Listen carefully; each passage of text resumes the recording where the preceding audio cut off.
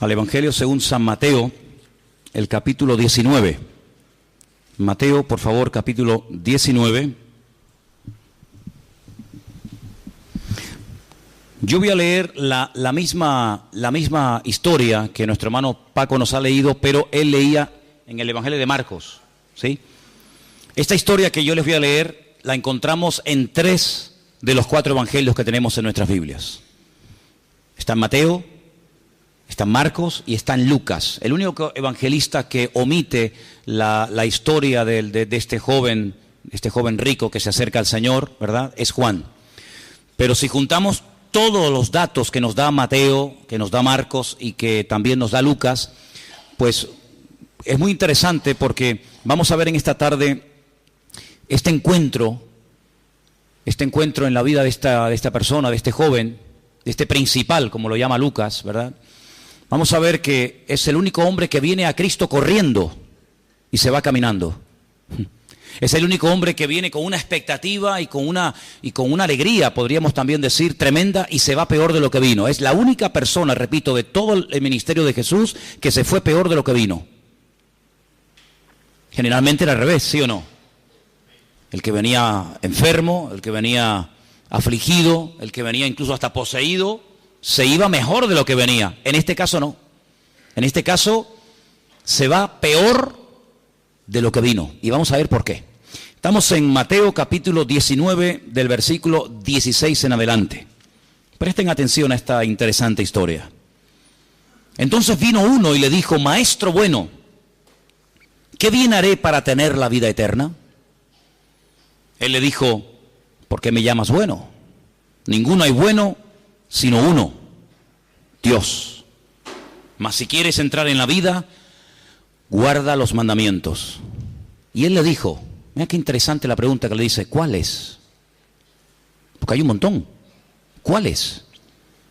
Y a propósito, el Señor escogió estos. Podía haberle mencionado otros. Pues tú quieres ganarte la vida eterna, quieres tener tesoro en el cielo. Yo te voy a decir qué mandamientos son los que no estás cumpliendo. Primero, no matarás, no adulterarás, no hurtarás, no dirás falso testimonio, honra a tu padre y a tu madre y amarás a tu prójimo como a ti mismo. Ahora el joven le dice, todo esto yo lo he guardado desde mi juventud. ¿Qué más me hace falta? Qué interesante, ¿no? Yo todo esto ya lo he cumplido, pero ¿qué más me hace falta? Jesús le dijo, versículo 21, si quieres ser perfecto, y busqué esa palabra, ¿no? Se escribe exactamente igual que la palabra shalom, con las mismas letras, exactamente igual, pero se pronuncia diferente.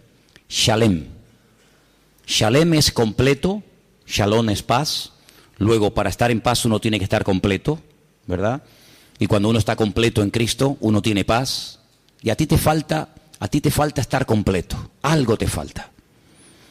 Y le dice, anda, vende lo que tienes, dalo a los pobres y tendrás tesoro en el cielo. Y ven y sígueme. No solamente le dice que venda, sino que después que vengas, y que me sigas. Oyendo el joven esta palabra, se fue triste. ¿Veis? ¿Veis cómo se fue peor? Porque cuando él vino no vino triste, pero cuando se marcha sí. Se fue triste y dice la razón. Dice, porque tenía muchas posesiones. Entonces Jesús le dijo a sus discípulos, de cierto os digo, que difícilmente entrará un rico en el reino de los cielos. No dice la palabra imposible, dice difícil, que es diferente, Una cosa es imposible, otra cosa es difícil. Otra vez os digo que es más fácil pasar un camello por el ojo de una aguja que entrar un rico en el reino de Dios. Vamos a dejarla ahí la historia, si después queréis leer un poquito más. Pero ¿se imaginan? Los discípulos de repente ven que se acerca un chico judío, religioso, joven, con un potencial económico tremendo, seguramente más de uno, tal vez Mateo, que era el que había sido recaudador de impuestos, incluso Judas, que era el que llevaba la bolsa, se había frotado las manos diciendo, ya está el problema solucionado, ahora vamos a comer todos los días de maravilla, vamos a dormir en buenas camas, Se acabó el pasar necesidades, penurias, el viajar de cualquier manera. Este nos va a financiar todo el tiempo que esté con nosotros, nuestros viajes, nuestras comidas, nuestros gastos. Sí, permítame la expresión, esto era un chollo. Tener a este muchacho con ellos en el grupo, con los discípulos, era una maravilla. Vieron los cielos abiertos. Ahí viene el que nos va a solucionar la vida. Sin embargo, nada más lejos de la realidad. Como les dije hace un instante, es el único personaje de la Biblia que dice que vino corriendo y se fue caminando y encima triste. Pero Marcos añade algo más que no sé por qué Mateo no lo menciona y Lucas tampoco. Y es que no solamente va corriendo a donde está el Señor, sino dice que se pone de rodillas.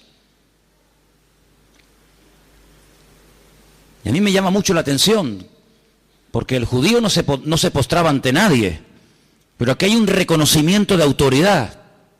Lo llama maestro bueno. Hay algunas opiniones, como el Evangelio de Mateo fue el último que se escribió, pues consideraban que no era correcto que Jesús hiciera preguntas. ¿Por qué me llamas bueno? Como si no supiera la respuesta. Algunos dicen que hay un problema aquí de traducción.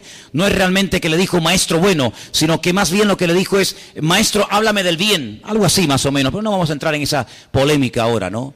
La cuestión está en que este joven, yo creo que después de haber oído la enseñanza que el Señor ha dado, quedó tan impactado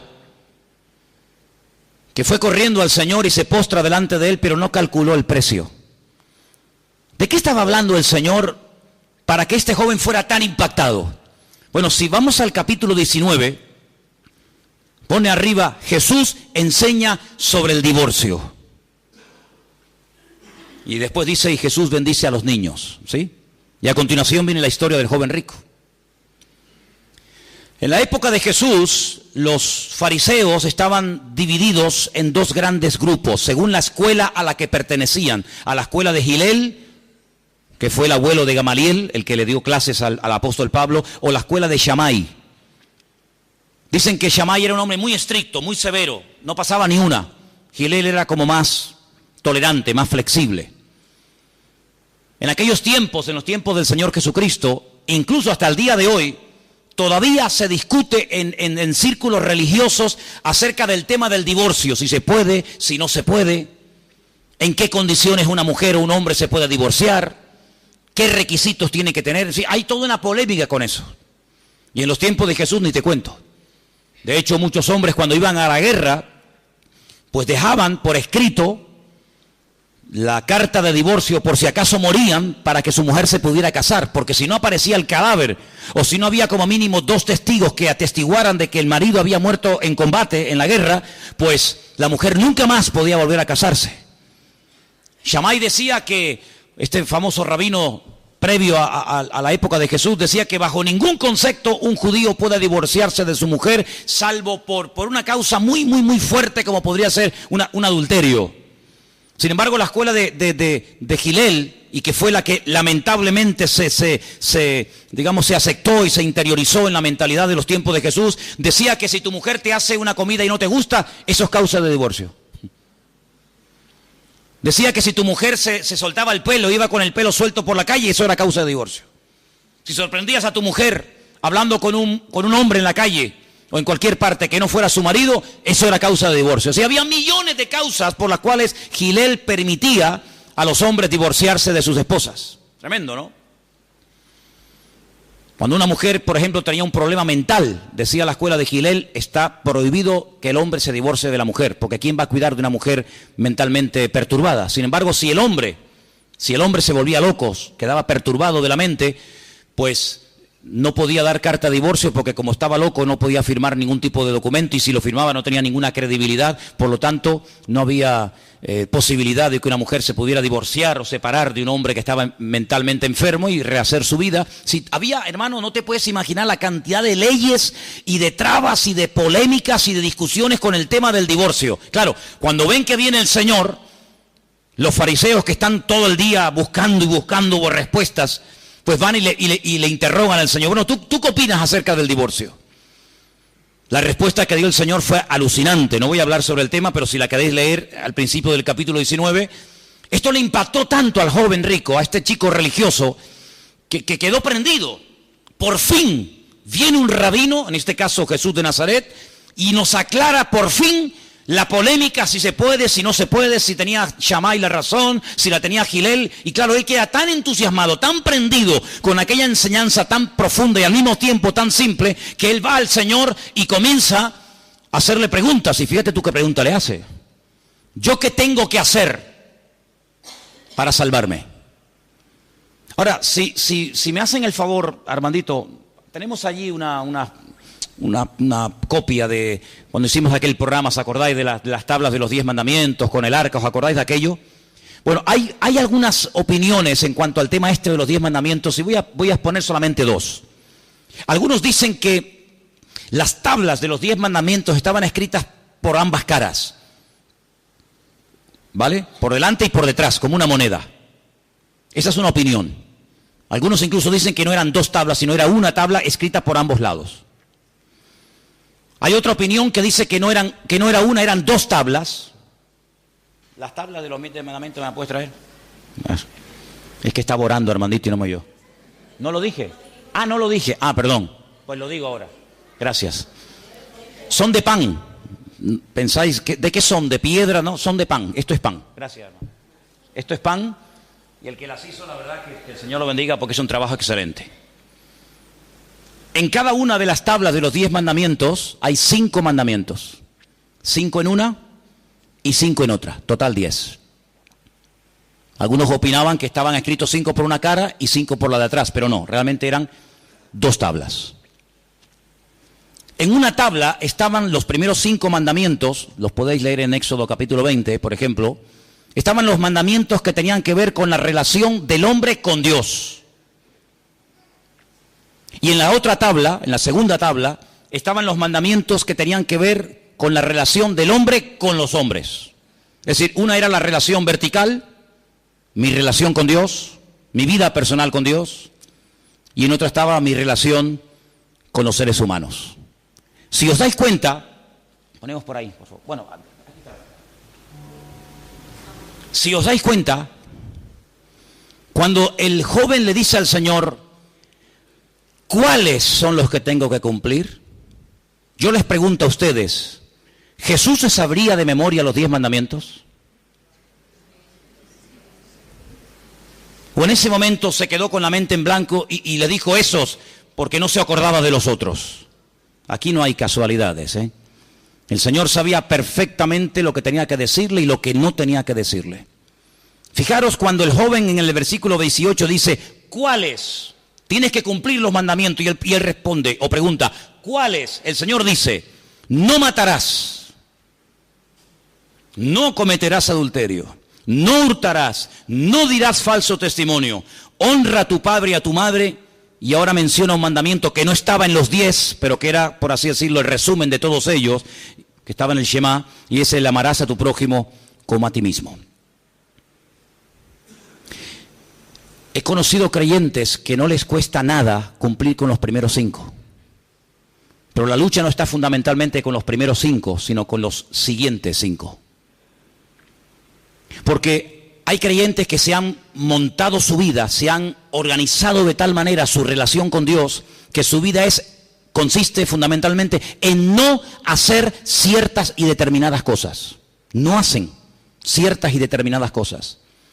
Pero si analizamos los 10 mandamientos y toda la trayectoria del Señor Jesucristo, observamos que Él no solamente enseñó, y eso estaba muy claro y bien interiorizado en la mentalidad del pueblo en aquel tiempo, a no hacer ciertas y determinadas cosas, sino que más bien enfoca su enseñanza y su ministerio al hecho de hacer otras cosas. El apóstol Pablo lo resume muy bien. Yo pienso que es la persona que mejor resume esta enseñanza profunda. El que sabe hacer lo bueno y no lo hace, está pecando. Es decir, la vida cristiana, nuestra relación con Dios, no solamente consiste en no hacer, y eso está clarísimo, ciertas y determinadas cosas, sino en prepararnos, en crecer, para que nos demos cuenta de que nuestra relación no es una relación hermética, yo con Dios y Dios conmigo y a mí nadie me interesa nada. No.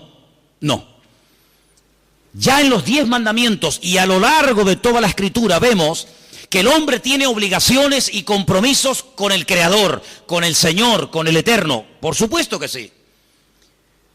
Pero los fariseos vivían una especie de vida hermética. No les importaba nada ni nadie. De hecho, hay historias donde Jesús dice que un religioso, un profesional de la religión, subía de Jericó a Jerusalén y ve a un hombre maltratado, ve a un hombre herido, y él no siente ningún llamado, no siente ninguna inclinación ni compasión por el que está allí, porque él está metido en su mundo. Que está herido, pues te aguantas. Yo tengo otras cosas que hacer más importantes que atenderte ahora mismo a ti. Además, si me detengo y te atiendo, te curo, te vendo, te llevo al mesón, etcétera, voy a perder tiempo y yo tengo unos compromisos y tengo que subir al templo. Porque para mí lo primero es el templo y para mí lo primero es... Y hermano, claro que lo primero son las cosas del Señor, por supuesto que sí. Pero amados hermanos, lo que a este joven le pasa es esa enfermedad de pasar de los demás y de olvidarse que nuestra relación con Dios no tiene que enfocar necesariamente al prójimo, a ayudar a la persona, a exteriorizar a las obras de las cuales hablamos el jueves. ¿Os acordáis? Sí, es fe, es bueno tener fe en Dios, claro, pero ¿para qué? Para producir obras, porque la fe sin obras no vale para nada, está totalmente muerta. Entonces lo que hace el Señor con toda intención es enfocar al joven rico a decirle, mira, tú no eres un ladrón, pero eres un avaro. No sé qué será peor, Tú no eres un ladrón, dice que todo esto lo has guardado de tu juventud, ¿es verdad? Tú no robas, pero tampoco das. Tú no robas a nadie, pero tampoco abres la mano para ayudar al prójimo. Y eso es lo que yo quiero enseñarte, eso es lo que a ti te hace falta. Porque llevas una vida religiosa, moralmente, vamos a decir, impecable, pero estás totalmente desconectado de la gente que te rodea. Tú no cometes adulterio, no fornicas, pero aquí no hay ninguna mención generosa, a una vida dadivosa, a ayudar al prójimo, ayudar a la viuda, al huérfano, al desamparado. Es decir, tú no cometes este tipo de inmoralidades sexuales, pero por otra parte estás totalmente desconectado de la realidad de tu pueblo en este momento. ¿Cuántos mendigos había en la época de Cristo? Cantidad de personas. Incluso en la puerta del templo, ya en la época de Juan y de Pedro, cuando subían al templo a la hora de la oración, capítulo 3 de Hechos, dice que allí había gente pidiendo limosna. ¿Cómo se puede pedir limosna en la puerta del templo donde teóricamente está la gloria del Señor? Es inconcebible. No se deberían de dar esos casos, pero la gente estaba más pendiente de su religión, de su liturgia, de su mundito, que de atender verdaderamente a las necesidades del pueblo que les rodeaba. Así que en los primeros 10 mandamientos encontramos nuestra relación con Dios. Perfecto, lo tenemos clarísimo. Ya no somos idólatras, ya no nos postramos ante imágenes, pero es que ahí no hay ningún mérito. Yo les digo una cosa, hay millones de ateos, millones de personas que no creen en Dios, que no aceptan a Dios como su autoridad, que no aceptan la Biblia como palabra de Dios, que no son idólatras. Millones de personas que no toman el nombre de Dios en vano porque ni siquiera creen en Él. ¿Cómo lo van a tomar en vano si es que ni siquiera creen en Él? Millones de personas que aparentemente cumplen moralmente con los primeros 5 mandamientos, pero luego a la hora de la verdad están, como he dicho hace un instante, totalmente desconectados de la realidad de la gente que les rodea. Es decir, este muchacho convirtió sus posesiones en su Dios. Y lo que el Señor le está tratando de enseñar al joven rico es a sustituir esa falsa seguridad que le proporcionaba lo que tenía por empezar una aventura, fiarse del Señor y poner en práctica ese mandamiento que no estaba viviendo, que es el que dice, el justo por la fe vivirá. Y cuando hagas eso y te desprenda de tu falsa seguridad, entonces ven y me sigues. Seguramente este joven podía haber llegado a ser un buen discípulo de Cristo, ¿no pensáis? Podía haber llegado a ser un discípulo del Señor estupendo, como llegó a serlo Pedro y Juan y Santiago y otros más. Pero dice la Biblia que se dio a media vuelta y se va muy triste. Lo dije hace unas semanas atrás y lo vuelvo a repetir hoy. El Señor no solamente quiere que tú seas una buena persona, sino que seas un buen hijo de Dios, productivo y útil en sus manos. El mundo está lleno de buenas personas. De hecho, ¿cuántas veces a lo mejor algunos de ustedes han dicho el siguiente comentario? Pues yo conozco gente que no viene a la iglesia que es mejor que algunos que vienen aquí. ¿Tú has dicho eso alguna vez? Seguro que sí. Pasa que te da vergüenza decirlo ahora. Pero todos hemos conocido gente en la calle, pues muy buena, agradable, simpáticos, majos, ¿no? Gente, oye, que no son tan folloneros a veces como algunos que van por la vida de cristianos. Buena gente. Pero ¿eso es lo que realmente el Señor quiere hacer de ti, de mí? ¿Una buena persona? ¿O quiere ser verdaderamente un instrumento útil en sus manos?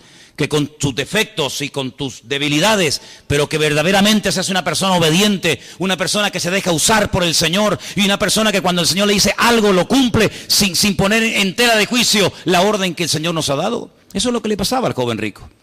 Un muchacho que moralmente, perfecto, había guardado los mandamientos, religiosamente era algo impecable, pero él notaba, como todo religioso sincero, nota que siempre le falta algo. Y lo que faltaba era una vida productiva. Lo que le faltaba era abrirse y comenzar a utilizar su vida, sus recursos, sus posesiones en beneficio de los demás, para la extensión del reino, para ayudar a otras personas y no vivir tan egoísta, porque os digo algo y me atrevo a decirlo, el joven rico era un auténtico egoísta. Ese era el problema del joven rico. El joven rico no era un adúltero, no era un idólatra, no era un fornicario, no. El joven rico era un egoísta. Fíjate qué egoísta era, que cuando él va al Señor y le dice, dime qué me falta, dime, maestro bueno, se postra delante del Señor, la respuesta que oye del Señor no le hace gracia. ¿Por qué? Porque le tocó en la línea de flotación, le tocó donde más le dolía. ¿Sí? Yo soy maestro bueno, te postras delante de mí, vienes corriendo, ¿sí? Agárrate que te voy a dar una respuesta que te va a romper todos tus esquemas. ¿Y saben por qué le rompió tanto los esquemas al joven rico? Porque en aquellos tiempos se asociaba tener con ser bendecido. En la mentalidad de aquella época, el que más hijos tenía, el que más camellos tenía, el que más ovejas tenía, el que más tenía posesiones materiales, más era digno de entrar en el Jabaolán, en el mundo venidero, y era la señal de que Dios lo estaba bendiciendo y Dios estaba contento con él. No le cabía a un judío en la cabeza que un judío fuera pobre. De hecho, hay un salmo que dice, he sido joven, he envejecido y nunca he visto a ningún justo que mendigue pan. Esto estaba tan enraizado en la mentalidad judía que no les cabía en la cabeza que una persona creyente, fiel a los mandamientos, cumplidora de la palabra, obediente al Señor, no le fuera bien económicamente en la vida. Es decir, se medía la bendición espiritual por la bendición económica. Es decir, tanto tienes, tanto vales. Cuando el Señor le dice, vende todo lo que tienes, le está diciendo, no tengas miedo de dar una imagen de que ya Dios no está contigo al desprenderte de tu patrimonio, porque tu riqueza no es lo que tienes o lo que vas a perder, tu riqueza va a ser mi presencia en tu vida. Y eso no le entraba en la cabeza. Por eso él se fue triste, porque no aceptó el desafío que el Señor ponía delante de su vida. Ni siquiera dice la Biblia cómo se llamaba. ¿Alguien sabe cómo se llamaba el joven rico? Nadie sabe cómo se llamaba. Es una persona que vino al Señor teóricamente para crecer, para madurar, para cambiar, pero no cambió porque no le gustó la propuesta que el Señor le lanzaba. Ya te has convertido. Muchos de ustedes que estáis aquí esta tarde ya estáis convertidos. Ya llevas un tiempo viniendo aquí. Mi pregunta que yo te hago a ti esta tarde es, ¿tú quieres cambiar o ya estás conforme como estás? Porque el joven rico notaba que le faltaba algo. Pero tú notas que te hace falta algo más en tu vida, en tu relación con el Señor, o ya estás apoltronado y acomodado diciendo, no, a mí no me hace falta nada. ¿Sabes? En el año 90... después de Cristo, hubo un tremendo terremoto, dice que ha sido uno de los terremotos más grandes que ha habido, en la ciudad de Laodicea. La destruyó totalmente. El Imperio Romano, al ver la tragedia que se había producido en la ciudad de Asia Menor llamada Laodicea, propuso dar dinero de las arcas del Estado para reconstruir todos los edificios y todos los monumentos emblemáticos, sobre todo religiosos de la época. En el año 90 después de Cristo, repito, ciudad de Laodicea, los únicos Los únicos, según cuenta la historia secular, que no aceptaron dinero del Imperio Romano para que se reconstruyera su lugar donde se reunían fueron los cristianos de la Odisea. Ellos no aceptaron dinero de los romanos. Y ahora podéis entender el mensaje del Señor a la iglesia de la Odisea, en Apocalipsis capítulo 3, cuando la iglesia dice, nos hemos enriquecido. No tenemos necesidad absolutamente de nada. Ese era el espíritu con el que vivía la iglesia de la Odisea. Construyan el templo a Júpiter, construyan el templo a Diana, construyan el templo a Afrodita, Artemisa, Apolo, lo que queráis, pero a nosotros no, porque nosotros tenemos la capacidad de reconstruir nuestros templos, nuestros lugares de culto, y ese era el espíritu de la congregación. ¿Qué le dice precisamente el Señor a la iglesia de la Odisea? Después de haberles contado lo que os acabo de contar acerca del terremoto. Ustedes son pobres, desnudos, ciegos, miserables. Es todo lo contrario. Todo lo contrario. No alaba a la iglesia. Alabó a la iglesia de Éfeso. Pero a la iglesia de la Odisea le dice incluso que va a hacer algo que nunca Dios le había dicho ni a Abraham, ni a Moisés, ni a Jacob, ni a David, a nadie. Emplea una expresión única e irrepetible en la Biblia. Os vomitaré de mi boca. Jamás Dios utilizó esa expresión tan fuerte contra su pueblo Israel, ni contra ningún profeta, ni contra ningún pecador del Antiguo Testamento, pero sí contra la iglesia de la Odisea, por tener esa actitud y por creeros superiores a los demás. Os vomitaré de mi boca. Y la llama al arrepentimiento y le dice algo tremendo. Y el que oye mi voz y abre la puerta, entraré a él, cenaré con él y él conmigo. Es decir, la actitud que tenéis es la evidencia de que habéis perdido mi presencia. Si tuvierais mi presencia, jamás se os ocurriría hablar lo que estáis hablando. Cuando una persona se convierte verdaderamente al Señor y ama al Señor, el sentido de dependencia es constante y permanente en nuestra vida. ¿Cuántos dicen amén? ¿Tú lo has notado? ¿Te notas hoy, después de tantos años de ser cristiano o cristiana? ¿Te sientes hoy, hermano y hermana, después de tanto tiempo en la iglesia o en otras congregaciones? ¿Te sientes hoy que todavía...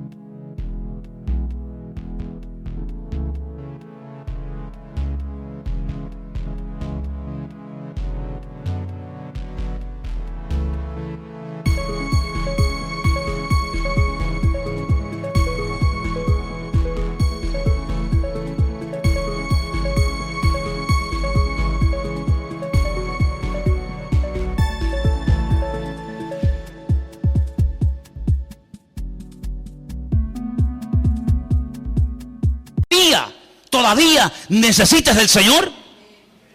Pero es que esto nunca se va a ir.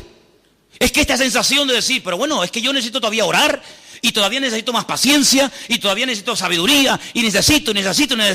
Esto es algo que nunca desaparece, o llegará un momento en mi vida, en mi trayectoria con el Señor, que esto ya desaparece, ya me siento como, bueno, ya dejadme tranquilo, que ya nunca desaparece en el verdadero Hijo de Dios. Ese sentido de dependencia, y ese sentido de dependencia, no de independencia. Una cosa es la dependencia y otra cosa es la independencia. Tú has vivido independientemente de Dios. ¿Por qué? Porque te lo has montado a tu manera. Has guardado los mandamientos y encima, entre comillas, te va bien. Pues amigo. Sin embargo, el Señor le está enseñando a este joven a aprender a depender, no de lo que tiene, sino de la relación con el Señor. Ven y sígueme. Y eso no se aprende leyendo un libro. Eso no se aprende metiéndote en internet y escuchando media hora a 2 o 3 pastores que te...